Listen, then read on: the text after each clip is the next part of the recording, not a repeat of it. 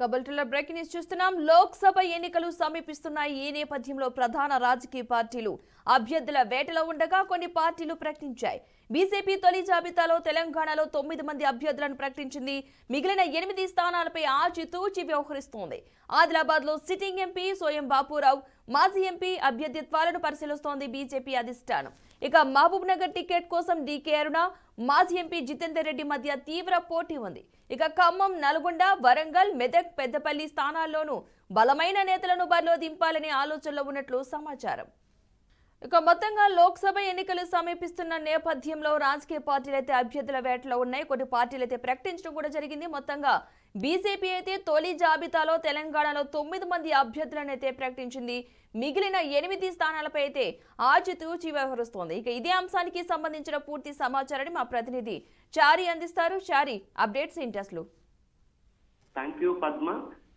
Parliament ఎన్నికలు సమీపిస్తున్న వేళ బీజేపీ ముందుగా లిస్టు ప్రకటించింది. కొంతమంది సంబంధించినటువంటి 195 మందితో కూడినటువంటి భారతదేశం మొత్తంగా ఉన్నటువంటి పార్లమెంట్ స్థానాల్లో 195 మందిని నిన్న ప్రకటించడం జరిగింది. అందులో భాగంగా తెలంగాణకు సంబంధించినటువంటి 9 పార్లమెంటు స్థానాలను కూడా బీజేపీ ప్రకటించింది. ఇందులో సిట్టింగ్ పార్లమెంట్ స్థానాలు ఎవరైతే ఉన్నారో కిషన్ రెడ్డి, ధర్మపురి, బండి సంజయ్, అలాగే సోయం బాపురావు, వీళ్ళ నలుగురిలో ముగ్గురికి కేటాయిస్తూ సోయం బాపురావు అయినటువంటి ఆదిలాబాద్ పార్లమెంట్ ఉన్నటువంటి సోయం బాపురావుకు పెండింగ్ లో పెట్టడం జరిగింది. సికింద్రాబాద్ నుంచి కిషన్ రెడ్డి, నిజామాబాద్ నుంచి ధర్మపురి అరవింద్, కరీంనగర్ నుంచి బండి సంజయ్ కు సిట్టింగ్ ఎవరైతే ఉన్నారో వీళ్ళు కన్ఫర్మ్ చేయడం జరిగింది.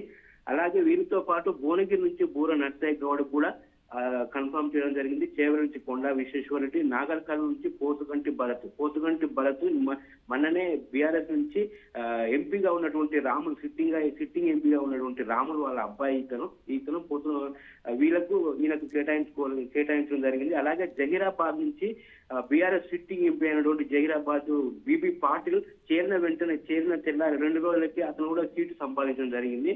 అలాగే మల్కాజ్గిరి ఎంతో ఉత్కంఠగా ఉన్నటువంటి మల్కాజ్గిరి కాన్స్టిట్యూన్సీకి సంబంధించినటువంటి సీటు గురించి చాలా చర్చలు వచ్చాయి, చాలా ఊహాగానాలు వచ్చాయి. ఒకసారి మురళీధర్ రాథ్ అని చెప్పేసి, మల్కా కుమరేత్ అని చెప్పేసి, అలాగే వివి లక్ష్మణ్ అని చెప్పేసి వచ్చిన నేపథ్యంలో వీటన్నిటికీ తెరదింపుతూ అధిష్టానం మల్కాజ్గిరి స్థానాన్ని చివరకు ఈటెల రాజేందర్ కేటాయించడం జరిగింది. అలాగే హైదరాబాద్ సంబంధించినటువంటి అంశంలో కూడా బీజేపీ చాలా ఆచితూచి అడుగులేసిందని చెప్పవచ్చు. ఎందుకంటే పాత సీట్లు, ఓల్డ్ సీట్లో ఈసారి ఎలాగైనా బీజేపీ జెండా పాతాలనే ఉద్దేశంతో మాధవీలతకు సీటు కేటాయించడం జరిగింది. ఎందుకంటే మాధవీలత కూడా కొన్ని సామాజిక కార్యక్రమాల్లో పాల్గొనడం జరిగింది. అలాగే విరించి హాస్పిటల్ సంబంధించిన అధినేత అయినటువంటి మాధవీలతకు హైదరాబాద్ నుంచి ఆమెకు పార్లమెంట్ స్థానాన్ని ఖరారు చేయడం జరిగింది. అలాగే మహబూబ్ నగర్ విషయానికి వస్తే ఇక్కడ చాలా తీవ్రమైన పోటీ ఉందని చెప్పుకోవచ్చు. ఎందుకంటే డీకే అరుణ, జితేందర్ రెడ్డి మరియు శాంతకుమార్ కూడా వీరు ముగ్గురు మధ్య చాలా పోటీ ఏర్పడిందని చెప్పొచ్చు. ఎందుకంటే డీకే అరుణ కూడా ఎమ్మెల్యే ఎలక్షన్ లో కూడా ఆమె పోటీ చేయలేదు, నాకు ఎంపీ స్థానమే కావాలని చెప్పేసి ఉద్దేశంతో కూడా ఆమె ఎమ్మెల్యేకు పోటీ చేయకుండా ఉండింది.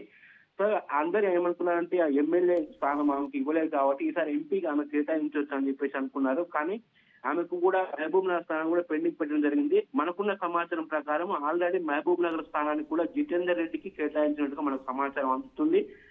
డీకే అరుణకు వేరే అకామిడేట్ చేసే ఆలోచనలో బీజేపీ ఉన్నట్లు, రాజ్యసభ కావచ్చు ఇతర ఏదైనా.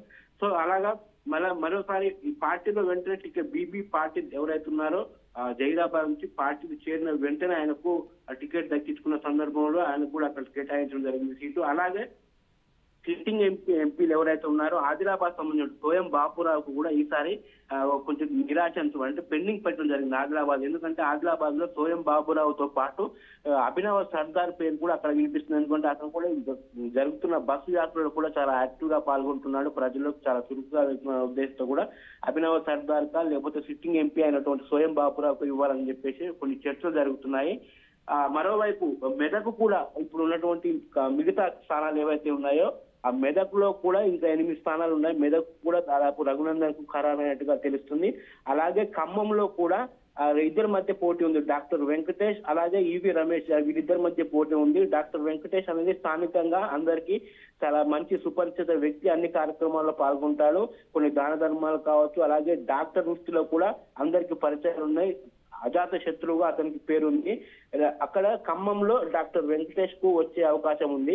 అలాగే వరంగల్ లో కూడా మాజీ డీజీపీ ఇది ఎస్సీ కోటా కిందకి వస్తుంది వరంగల్ కి. ఇక్కడ కృష్ణప్రసాద్ కు కేటాయించే అవకాశం ఉంది. మొత్తంగా చూసుకుంటే ఇంకా 8 స్థానాలు త్వరలో ప్రకటించే అవకాశం, ఇంకా 4-5 రోజుల్లో రెండవ లిస్ట్ కూడా వచ్చే అవకాశం ఉంది.